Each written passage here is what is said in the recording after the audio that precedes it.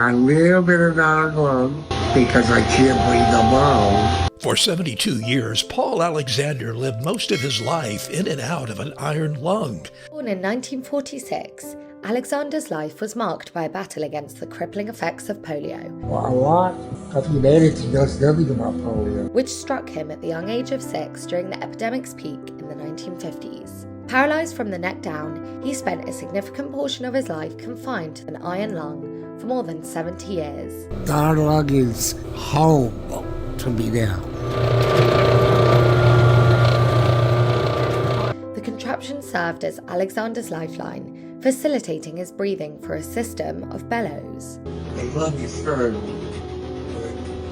I don't know the normal person. These bellows operated by alternately sucking air out of the cylinder to expand his lungs and then letting air back in to deflate them, mimicking the natural breathing process. But that did not stop Paul from having a remarkable life. He graduated second in his class from W.W. Samuel High School in 1967, despite being confined to an iron lung. But you adapt and you learn to do what you need to do to accomplish your goals and your dreams. He also earned both a bachelor's degree and completed law school. And then, just out of the blue, I guess he told my parents that he wanted to go to law school. In his later years, he employed a rod to painstakingly type out words on a keyboard, a method he utilized to craft his autobiography. He wrote with a plastic stick, in his mouth with a pencil or a pen on the end. He had this plastic stick in it. He was recognized by the Guinness World Records for spending the longest time within the confines of an iron lung. One of the worst cases ever recorded, and I'm still here.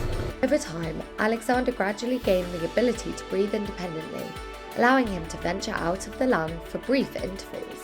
He can leave the device only for a few hours at a time with tremendous difficulty. By breathing out of the iron lung is voluntary. I have to think about it to work at it, so I get tired after a while and I'll go back to rest. Despite the grim prognosis that typically accompanied placement in an iron lung, Alexander defied expectations, living on for decades beyond the advent of the polio vaccine, which virtually eradicated the disease in the Western world by the 1950s. He relies on his longtime caretaker to do just about anything that he can't do with his own mouth. While medical advancements rendered iron lungs obsolete by the 1960s, replaced by more modern ventilators, Alexander chose to continue residing in the cylinder, citing his familiarity and comfort with the device as reasons for his decision. You're totally restricted. Many people would go crazy in it.